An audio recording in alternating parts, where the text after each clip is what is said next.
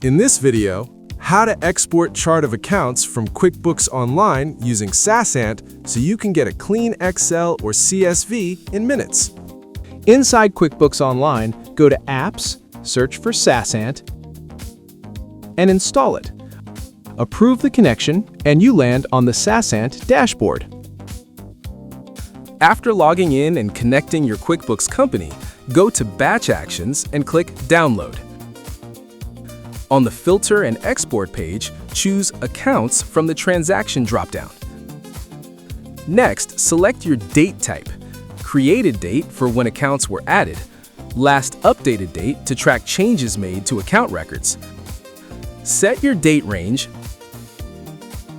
The default simple mapping works right away, or you can create a custom template to control which fields are exported.